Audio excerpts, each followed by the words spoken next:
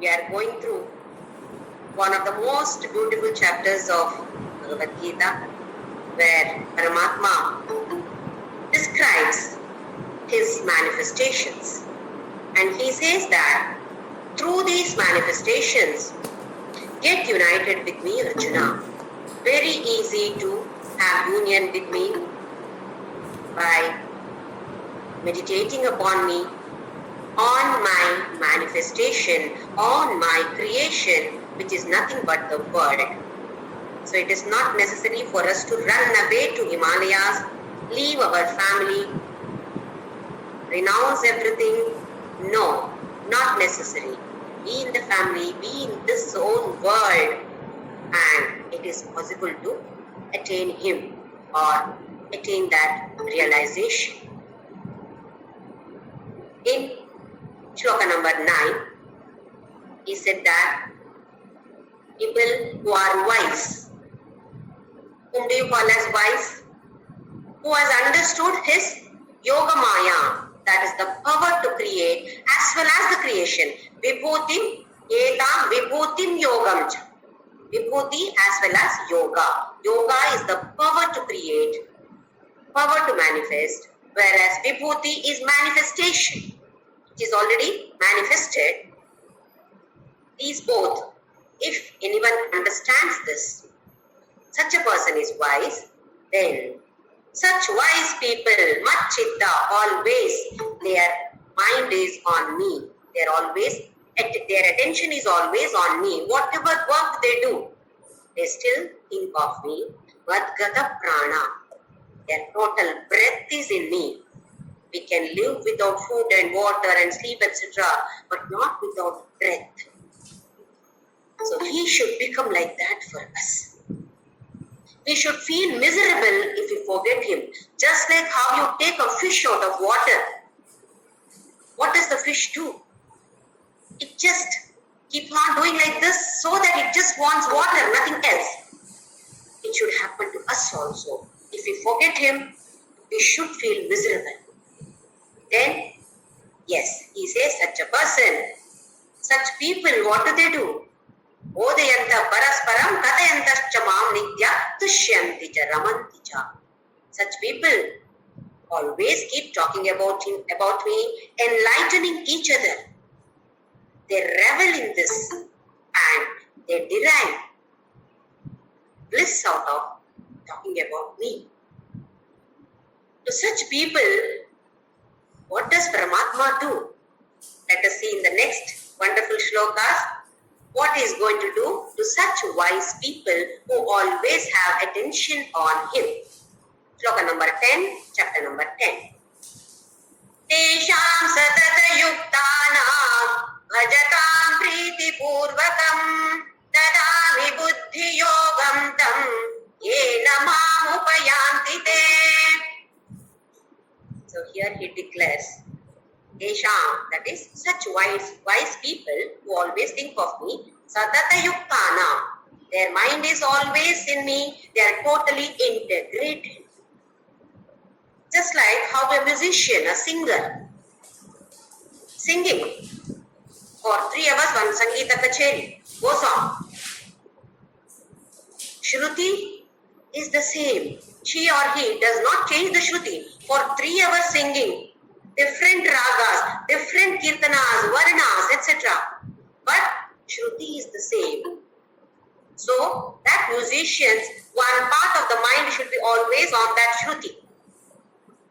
She or he should not change the Shruti. Similarly, Tal. What Thala she or he is singing, he has to maintain that. So another part of the mind should be focused on that Thala also. And still that person is singing in variety of ragas and variety of music, that is kirtanas. So exactly like that, keep on doing your work. Worldly work, Krishna never said that, don't do that. He said, yes, do all your work, but keep one part of the mind on my feet or on me. Satata yuktana bhajatam priti purvakam. This is extremely important. With the Preeti, Hrit Purvaka, Preeti Purvaka, with loads of love. Love should be there, not just mechanically do something. Many times we do this. Mechanically we do. Okay, does not matter. That also has some effect. But if we are able to do the same thing with lot of love, definitely the effect is very, very high. What is that effect? He says here, Dadami Buddhi Yogam. To such people, I give Buddhi Yoga. Yena ma upayanti te. Such people, I give them, I bless them with this Buddhi Yoga, using which they can attain me. They reach me, they come to me. Yat gatvana nivartante tad dhama paramam mama. Yam praptyana nivartante tad dhama paramam mama. They reach me, then they don't go back. So what is this Buddhi Yoga? It is that jnana which is needed for us to destroy the ignorance. Arjuna Vishada. For us also Vishada, Dukkha, Kashta, all these are there. Why? Just because of this ignorance, or what we call as ajnana. The moment jnana is given to us, ajnana is destroyed. Just like how you bring a lamp. Light is provided there, then darkness vanishes.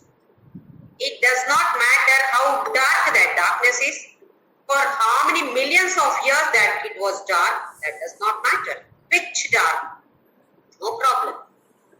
How many years it is there, no problem. The moment there is a light, darkness vanishes. Similarly, he is giving us that Buddhi Yoga by which our ignorance will be completely destroyed. So he says, you can attain me then.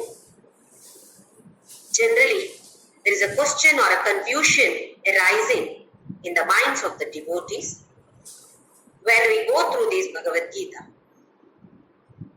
There are 3 different paths prescribed in Bhagavadgita: Karma Yoga, Bhakti Yoga, and Jnana Yoga. We keep fighting among each other. I am a Karma Yogi. Karma Yoga is the best way to reach him. Who is a devotee who worships Lord with lot of love says that no, Bhakti Yoga is the best. Whereas a Jnana Yogi says, you are all fools. Jnana Yoga is the best. So many times we are confused. Which path should I take? Now, another question that arises, similar question, something slightly moving beyond that. Is just bhakti or devotion or love for God sufficient to attain God? Is Bhakti Yoga sufficient to attain Him or to attain self-realization? This is a general doubt or the question that arises in the mind of many of us. Answer is yes and no. Both the answers are there. Let me give the explanation. In Vedanta, it is said that only jnana can take you to God. Only jnana will give you self-realization, nothing else. This is declared in Vedanta.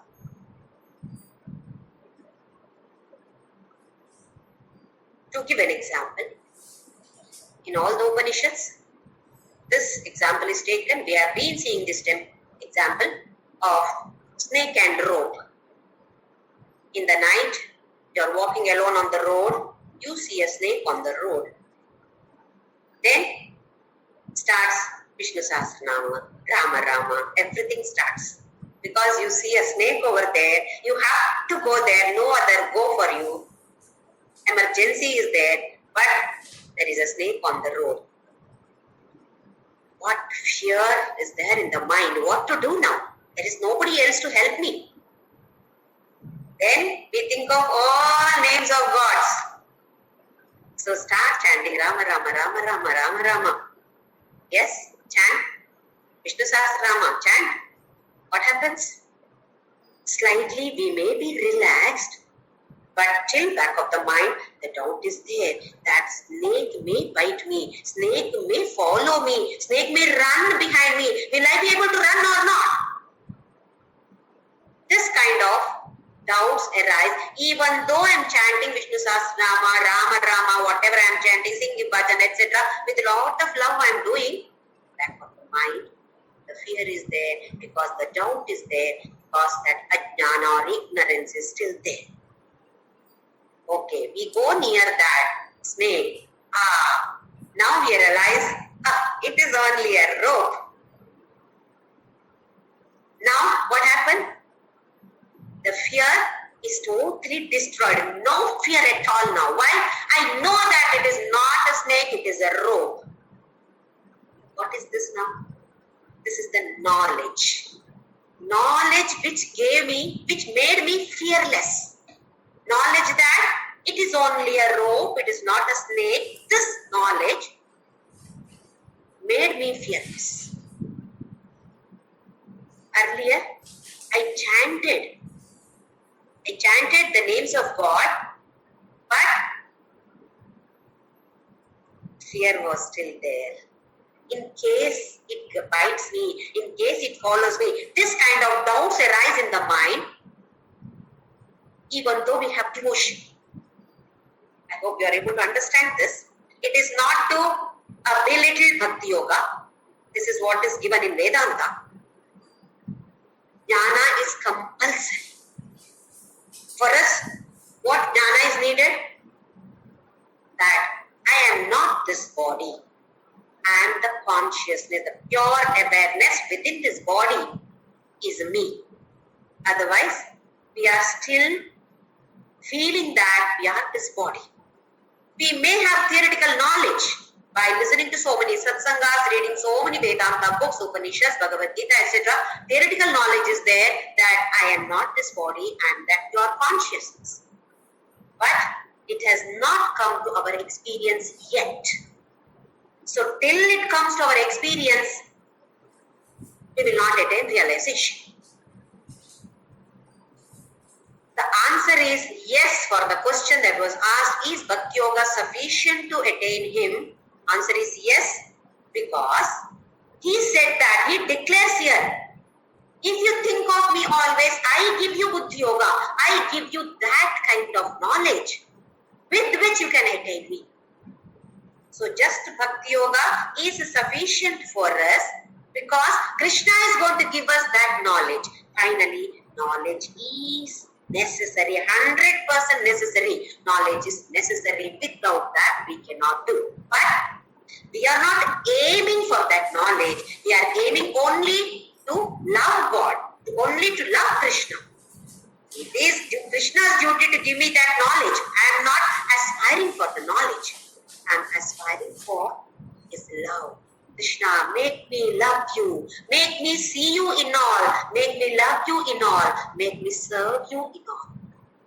Just this is sufficient because He has declared here, Dadami Bhakti Yogam Dam Ena Mamupayante. So the answer for that question, whether Bhakti Yoga is sufficient to attain Him, answer is yes as well as no. No, because just the devotion is not sufficient. Jnana is necessary to attain Him. Without the jnana, it is not possible. So here, he says, Bhakti Yoga also, the answer is yes, because when we follow the Bhakti Yoga, he says, why do you worry? I give you that knowledge. So, through Bhakti Yoga, we can definitely attain Him. Through Bhakti Yoga, He has promised us that I'll give you that Buddhi Yoga. Yena mam upayanti. They, such people, such wise people who have vachita, vadgata prana, bodhayanta, tatenta mam nitya. If you do this, then definitely I'll give you that kind of knowledge which will destroy your ignorance. You will become a jnani immediately. You are a bhakti yogi only. But I'll give you that knowledge. What a beautiful, wonderful, awesome promise that is given by Bhagavan Shri Krishna here. So, it is sufficient for us if you have love for him. It is his duty. It is not my duty to ask for knowledge. My duty is only to love him. He himself has promised. So let us keep a trust on this particular sentence declared by Krishna that he is going to give me that Buddhi Yoga and I am going to attain him. So this should be our firm decision, determination. Let us move on to the next shloka, shloka number 11. Teshamevanukam partham ahamajnanajam tamaha nashayamyatma bhavastho jnanadipena bhasvata. Continuation of the same shloka. Tesham eva anukampartham. Out of compassion for such people who are completely devoted to me. They don't want anything else. They want only me. I have so much of compassion for them. What do I do? Aham ajnanajam tamaha. Ajnana. Born out of ignorance. What is that? Tamaha. Darkness. Darkness, andhakara, which is born out of ignorance. Nashayami atma bhavastho. I completely destroy atma bhava. Being in their own hearts. Sitting in their heart, in the form of that consciousness, I destroy the darkness which is born because of the ignorance. So, jnanadipena bhasvata. I light the lamp of knowledge. Shloka he said, dadami buddhi yoga. Now he says, I am only lighting that beautiful lamp in their hearts. I illumine, that is bhasvata, illumination. The heart gets illuminated. How? Because he is there in the form of that atma bhava. So wonderful declaration by Paramatma that I am going to be there in your heart and I will light the lamp. That light of consciousness is already there, but I am going to brighten it. Otherwise, like there is no electricity, it is dark in the night. Same way, it is dark over here because knowledge is not there. Just have devotion for Krishna. He promises that he is going to be there within us in the form of that Atma and he is going to destroy that darkness which is born out of ajnana or ignorance. How? Jnanadipena bhasvata, by lighting the lamp of knowledge. So great declaration by Paramatma here in these two shlokas. And let us hold on to these two shlokas and march forward in this path of devotion or love. Move on to the next shloka. Shloka number 12, chapter number 10.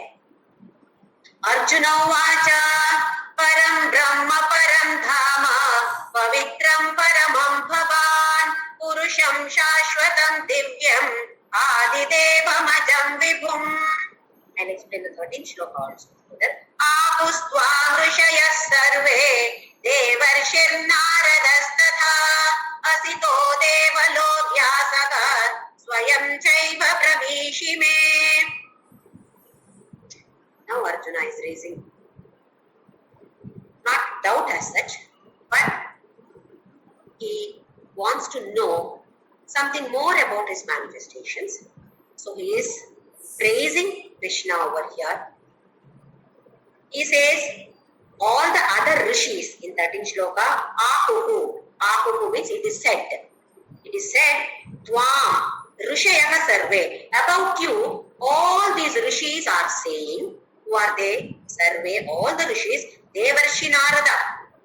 Devarshi Narada is saying, Tatha, apart from like that, Asita, Devala, Vyasa, all these people are praising you, talking about you, saying what? Param Brahma. Krishna, you are only Param Brahma. Very few people know about Krishna as Paramatma. Otherwise, Everybody, most of them thought that he is also one human being like me. He is also a body.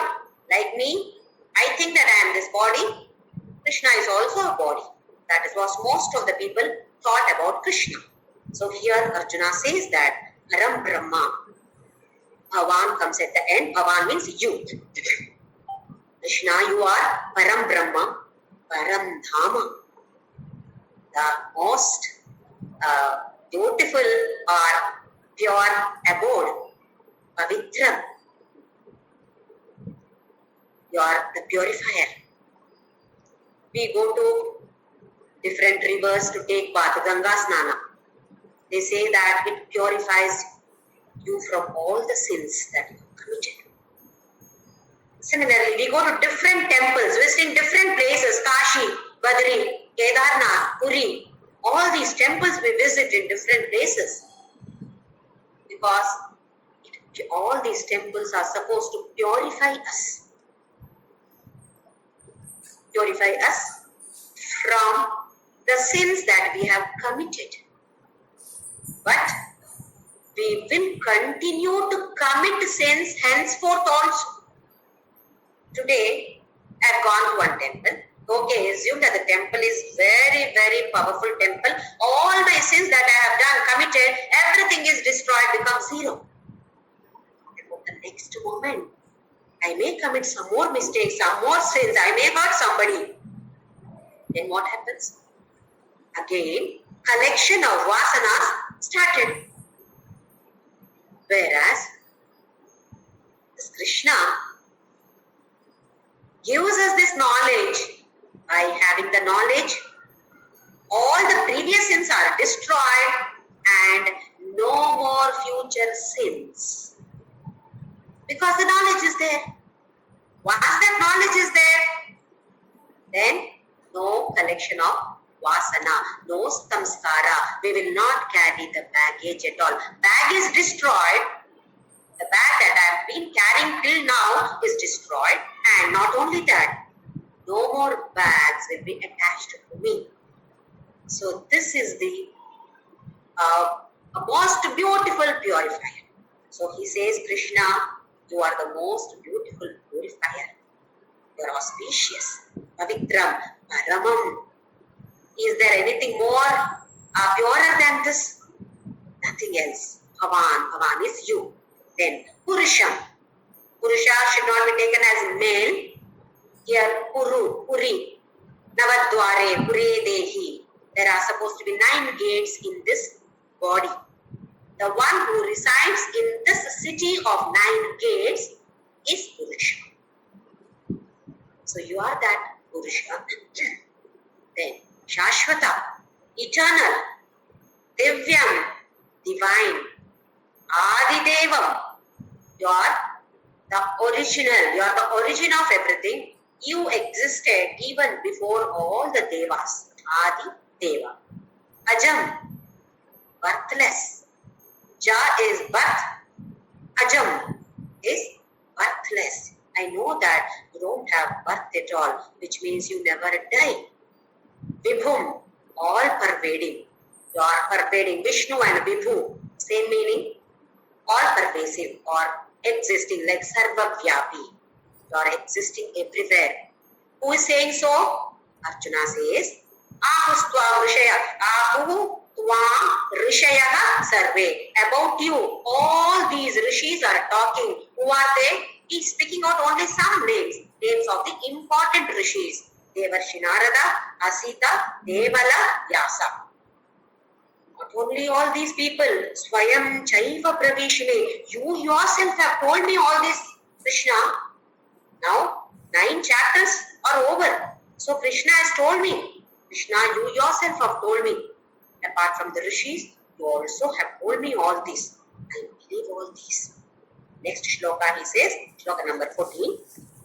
Sarvametadritam manye yanmam vadasi keshava nagite bhagavan vyaktim vidurtevana danavaha. Sarvametad, Krishna, whatever you have said in all these Ritam, yes, it is definitely true. I don't have any doubt in this. Whatever you have said till now, I know it is true. It is not that we believe. When do we have to believe? When we don't know. We have to believe. We have to have faith till we don't know. For example, I'm a female, I'm a lady, I'm a girl. Is this a belief that I'm a lady? I know that I'm a lady. So I don't have a belief. I need not believe that. I believe I am a girl, I am a female. No, I know. So belief or faith is not needed when you know it. Till you know it, that belief is needed. So here he says, everything is true, Krishna. Sarvameta Ritam Manye Yanmam Vadasi Keshava. Whatever you have told Keshava till now, yes, everything, I agree 100%, it is truth. Nahite Bhagavan Vyaktim Viduhu Deva Na Dhanavaha. About your Bhagavan Vyakti, that you are Bhagavan. Neither the Devatas nor the Dhanavas. Dhanavas are Daityas. Nobody knows. Otherwise, Devatas should have known. Why Devatas also do not know? If Devatas know, they know only up to a particular level, not the complete potential of this Bhagavan. To a certain extent they may know, but not completely. Neither the Devatas nor the Daityas or the Dhanavas know about you. Dhanavas also used to perform great tapas, but unfortunately for selfish desires. Don't we also come under the category of Dhanavas? We also worship. Purpose? Selfish desire. But Dhanavas did not mind harming the others. They were ready to destroy others also. I don't think we are all ready for it. So we can say we do not come under the category of Dhanavas. In a way we come under the category of Dhanavas. In a way we do not come under the category of Dhanavas. So we should come under the category of Devatas. Next shloka, shloka number 15, chapter number 10. Swayamevatmanatmanam Vetatvam Purushottama Bhuta Bhavana Bhutesha Deva Deva Jagatpate. Just now he said that neither the Devatas nor the Dhanavas know. That means nobody knows. Even the people, normal human beings also do not know you, Krishna. Swayam Eva Atmanatmanam Vetatvam Purushottama. Only you know Krishna about yourself. No one else in this universe knows about you. Only you. By your Atma, you know your Atma. Swayam eva Atmana Atmanam. By your Atma, you only Swayam. Only you know about it. Nobody else knows it. Vetatvam Purushotthama. Among the Purushas, we are also coming under the category of Purushas because we also have 9 different gates or entry to this city. So Deha is a city. So everybody comes under the category of Purusha. Here he is addressing Krishna as Purushottama. Only you know about yourself, Krishna. Who else can know? Nobody else will know. Like for an example, we have electricity at home and one bulb is there. Assume that it is 10 watt bulb. I switch on the light, that light. Yes, light is bright now. I talk to the bulb and ask the bulb, what is the power of this electricity? Bulb says 10 volts. Oh, power of this electricity is 10 volts. Okay. Next I move on to another bulb which has got 20 watts. I ask that bulb, what is the power of electricity? That bulb says 20. Oh, okay, 20. So like this, go to different equipments, different gadgets which are using that electricity.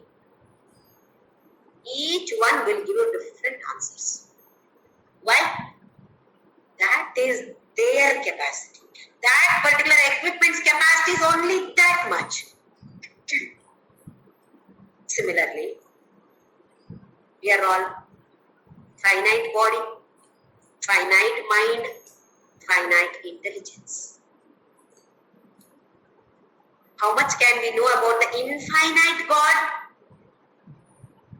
Only up to each one's capacity. His potential, full potential, no one knows. Only from different perspective, different angles, little bit we can know. It is like having a heap of sugar and ants are there. Each ant is taking a crystal. There are some big ants, you see those black big ants. They take a slightly bigger crystal of sugar. Small ants carry only small crystals of sugar. Because that is the capacity of that small ant and this is the capacity of slightly bigger ants. So these bigger ants can be compared to our saints who know more about him. Whereas we are all small ants.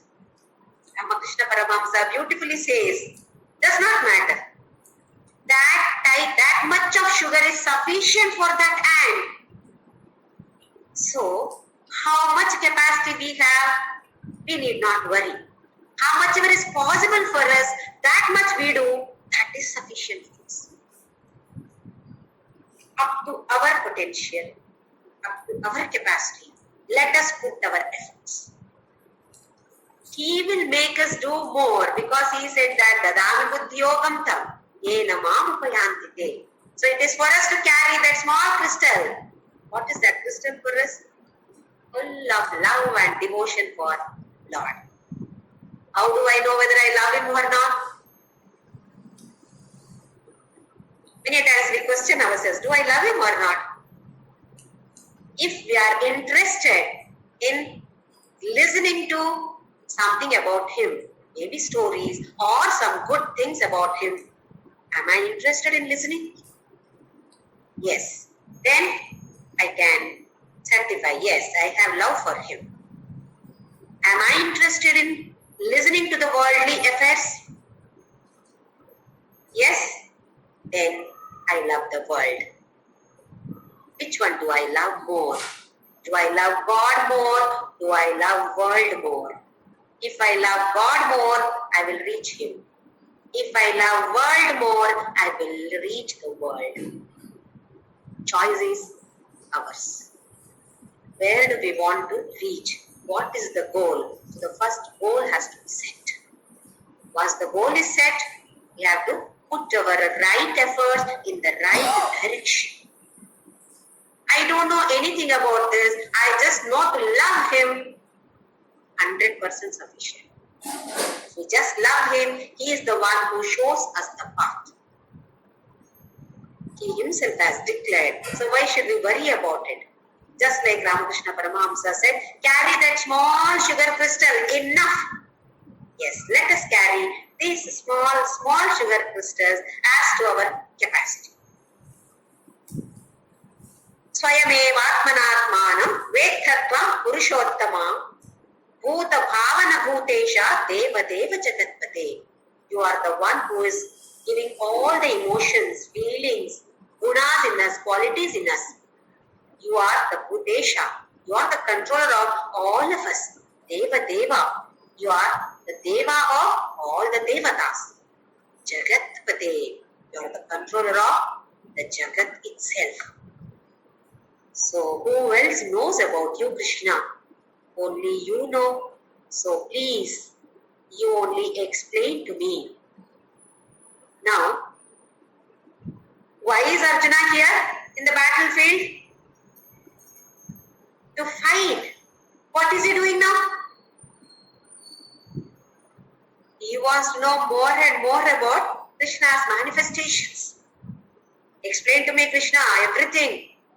He says, look at this now. A person who has come there to fight with a huge army behind now wants to know more about Krishna. Till today, he was not interested in knowing about Krishna. Now you see the enthusiasm in him, not to fight, but to know about Krishna. This is what happens to us. We may observe this. You watch a serial. For a week we watch. Then the next week also we wait for that. 7 o'clock, that serial.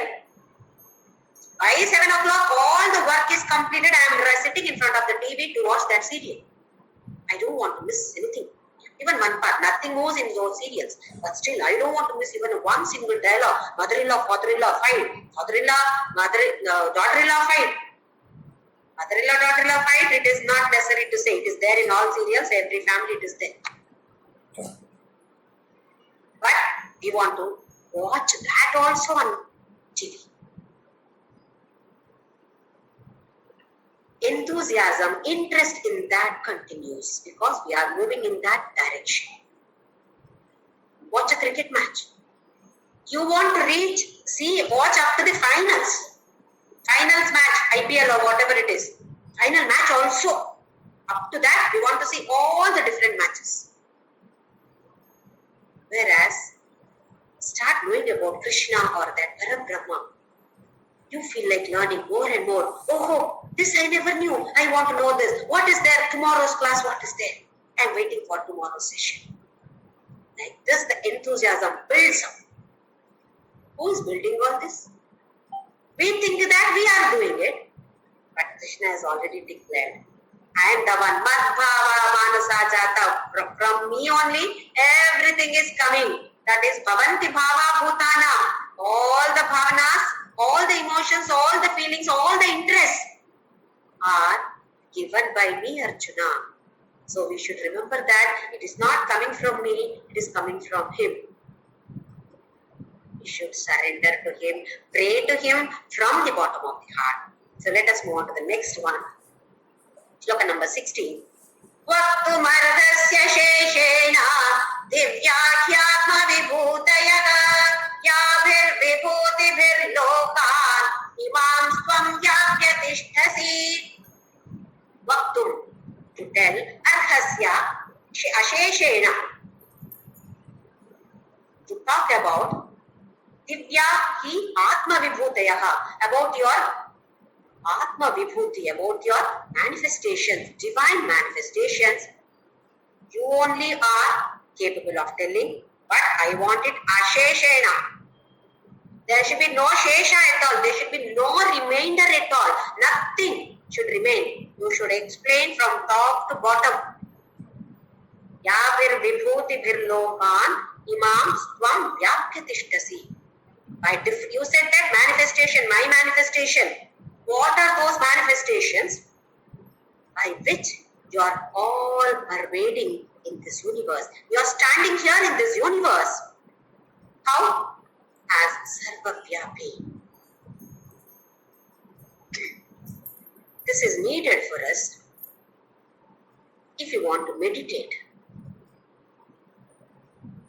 Like when we start meditating, mind wanders. This is one of the toughest hurdles that everybody faces. Mind wanders. The moment you close your eyes, mind wanders here and there.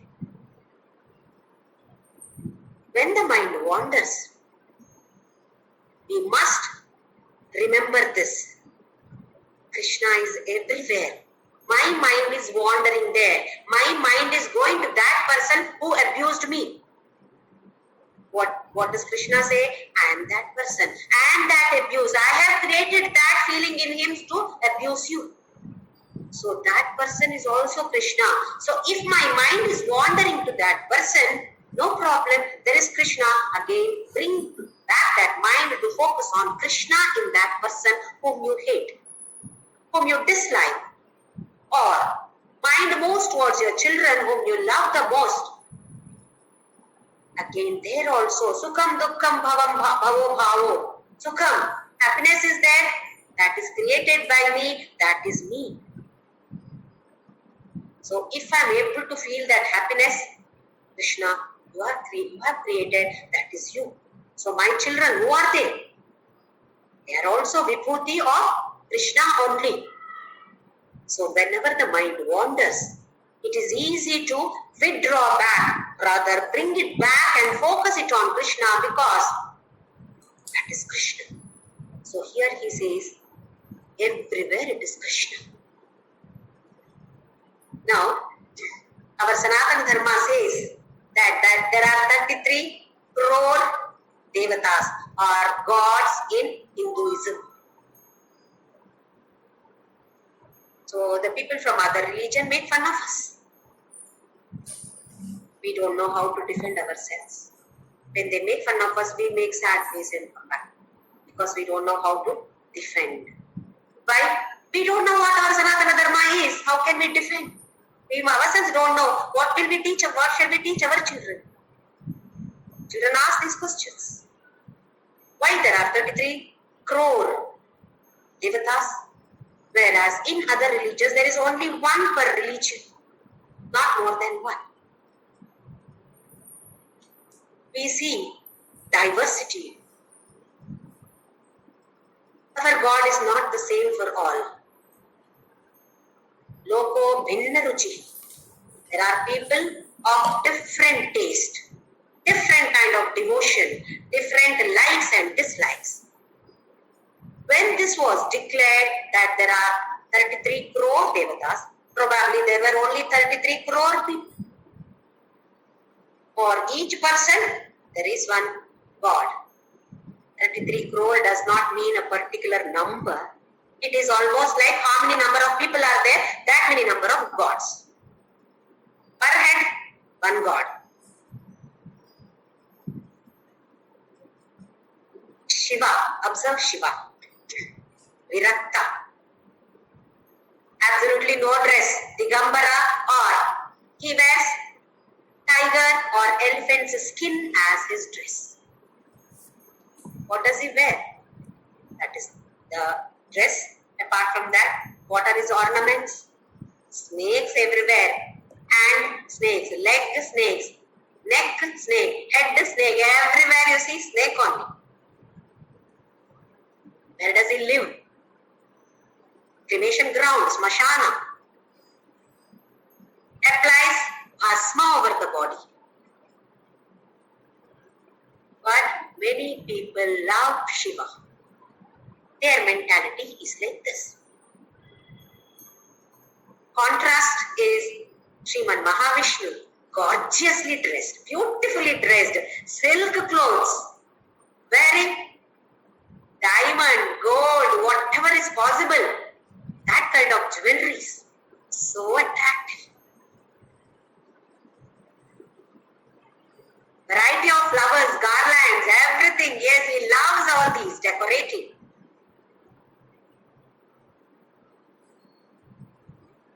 Contrast is this, isn't it? Shiva and Vishnu contrast to each other. Aren't there people who love Vishnu in this form? Yes. Then we have female gods. Lalita, Lakshmi, Saraswati, Kali, fearful Kali. So many people worship this kind of gods. And we worship river, mountain, animals, plants, what all? We don't worship. Everything in this world we worship. Bhagavan Ramana Maharshi worshipped Arunachala mountain. That was his guru. Swami Shivananda of Rishikesh Divine Life Society worshipped Ganga Mata, river Ganga. He never used the word river Ganga. He said Ganga Mata. We worship so many trees. There are so many animals. Hanuman, birds, Garuda. So many things that we worship. Because Sanatana Dharma is flexible. It is not rigid. Do you want to worship in this way? Puja karma. So many variety of ways of worshipping him. Homa, yajna, puja. People who have gone slightly higher level, meditation, nirguna, nirakara. They don't need anything else, only meditation. Yes, that also is allowed here.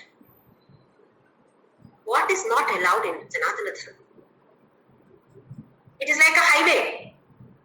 On the road in India, we have bullock carts, we have horse changas, bicycles, motorcycles, four-wheelers, three-wheelers, auto rickshaw is there, car, jeep, truck, bus, Volvo buses, variety of four-wheelers. Are they all going with the same speed? No. We are open for everybody. Let that person be a sinner or not. Everybody is having a way here to live. So Sanatana Dharma is not just a religion. Hinduism is not a religion. It is a way of leading life. Way of leading blissful life. But unfortunately, we do not know this. We are not aware of this. Other religions, all the other religions, I don't want to name any religion, all the other religions apart from our Sanatana Dharma, stitches one coat. Only one coat is stitched. You should fit into that coat. You like it or not, you have to fit yourself into that coat if you want to follow that religion. Whereas our Sanatana Dharma, the greatness of our Sanatana Dharma is, it is tailor-made. You give your measurements, your size, your height, your weight. According to your measurements, coat is stitched. This is the beauty of a Sanatana Dharma. Everybody has a coat here. Let it be a child, let it be an old man, thin or fat or tall or short. Everybody gets a coat here. According to your measurements. According to your likes and dislikes, you have a God there. You can worship that God in your own way. Nothing is fixed here, nothing is rigid here. But this has been misused because it is not rigid. We have taken it for granted. Does not matter if I don't worship, if I don't meditate, if I don't think of Him. I can live as I want. This is what my Sanatana Dharma says. That is a misinterpretation of it. There was a couple in the Gulf countries. The man used to go to office, wife used to be at home with a small child at home. This man used to go to the office, and during lunchtime, this is not a story, it is an incident in one's life. In the lunchtime, all the people friends over there used to sit together to have lunch. And this person, an Indian, Hindu, had many Muslim friends there. So all used to sit there and discuss about what they were discussing. They were discussing about Quran. They knew so much about Quran that they were discussing about Quran, and they asked this poor Hindu person, what does your religion say for this? Poor Hindu, like all of us, nothing is known about Hinduism. Unfortunate. That fellow started feeling so bad. He felt so ashamed of himself. These all people know so much about Quran. I don't know anything about Hinduism. Forget about Bhagavadgita. Nothing I know about Hinduism. What does my religion say? What does my religion teach? Nothing I know. He resigned from that job. He came back to India with a 3-year-old child and started learning Bhagavad Gita, and he made his child, 3-year-old child, learn Bhagavad Gita. Today that child is around in his 30s, I think. And he has become a wonderful, wonderful person. I've forgotten his name. I have listened to his story narrated by himself. how his father felt ashamed of himself, not knowing anything about Sanatana Dharma. Whereas all the other religion, they made it compulsory. The freedom that is given to us, they are misusing it. So we do not know anything about our dharma. How will we lead our next generation? It is our duty to teach the next generation at least little bit of Bhagavadgita, little bit of what our Sanatana Dharma stands for. So let us all try to understand our Sanatana Dharma through this Bhagavad Gita, Parama Vachaha, the extremely divine words of Bhagavan. So here Arjuna wants to know, don't leave anything of Krishna, everything top to bottom I want to know. Why? That will help me in my contemplation. I may not be able to sit for meditation, but I have to do a lot of work. Day-to-day work is there. When I am doing my day-to-day work, make me see you in every manifestation, everything, every being in this world. Krishna, I want to see you. How is it possible? If you explain, describe it in such a beautiful way, then definitely I will be able to connect with this. So Arjuna is requesting here, Vaktum arhasya asheshena. Don't leave anything, Krishna. Please explain to me. Swayameva atmanatmana. Only you can explain. Nobody else. Why nobody else cannot explain? Because they don't know. They know only up to a certain limit. Limited knowledge is there. You are unlimited, infinite. So only you should tell me, Krishna. He is requesting. Then in the next shloka, shloka number 17, Tatham vidyamaham yogim tvam sada parichintayan keshu keshu cha bhaveshu chintyosi bhagavan maya. Tatham vidyam aham yogim tvam sada parichintayan. Krishna, you only told me that keep on thinking about me. Ananyashintayantaha. Like this, you keep on telling me so many shlokas you told me. Keep thinking about me, keep thinking about me. Katham, how? How should I know that you are there in all these? Only when I know that you are there in all these, I will be able to think about you. Sada parichintayan. I should be thinking about you. How will I do this? Katham vidyam. How will I know that you are there in all these? Keshu keshu cha bhaveshu chintyosi bhagavan maya. In which bhava, in which manifestation, in which emotions, in which feelings should I think about you, Krishna? Please let me know. Explain. Asheshena, nothing should be remaining. Next shloka, shloka number 18.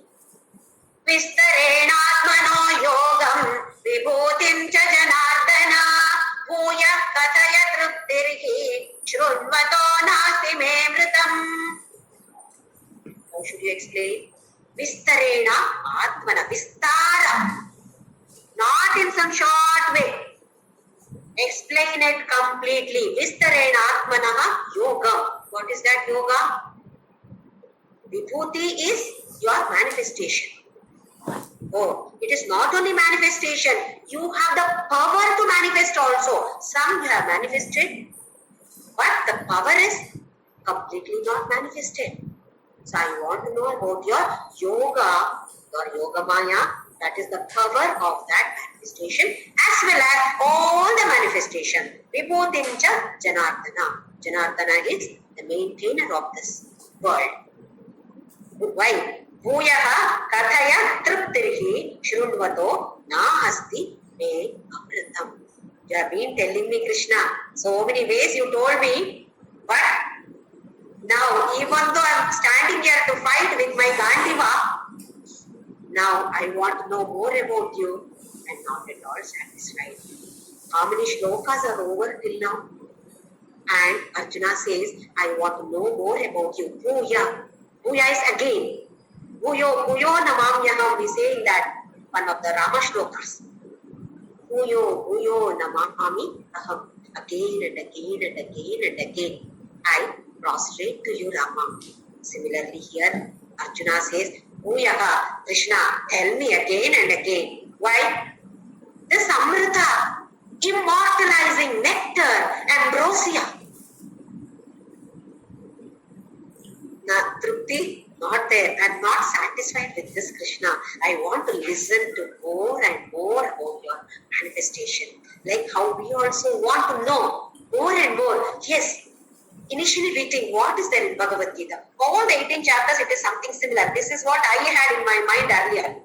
Almost same, everything is almost same. Some one or two shlokas or some difference is there maybe. No, it is not so. Every shloka, you learn something more and more in every shloka. So here Arjuna says, Krishna, I am not satisfied at all, Krishna. Please explain to me more and more because it is Amrita. Isn't this Amrita for us? If it is Amrita for Krishna and Arjuna, definitely it is Amrita for us also. We are also not satisfied, not satiated at all. Want to learn more and more and more and probably never ending. It should be never ending. That is what is Bhagavata is. Huge it is. So many different leelas, so many different stories about him, which we get attracted to. And we immediately start visualizing. Oh, Krishna did like this. That comes in front of our eyes. It is not just as a story. Krishna stands in front of us with all those, whatever description is given in the Bhagavata. Yes, exactly that. We see him right in front of us because we are totally involved in it and we are absorbed in it. That is what is happening to Arjuna also here. He has forgotten what is the purpose of him standing there now in the battlefield. Is he seeing all of them? At least by seeing all of them, he should be reminded them. Oh, I'm here for fighting. What am I doing here? Like Arjuna, let us also forget the world. What we are supposed to do, this and that, everything let us forget. And let us learn more and more. Only.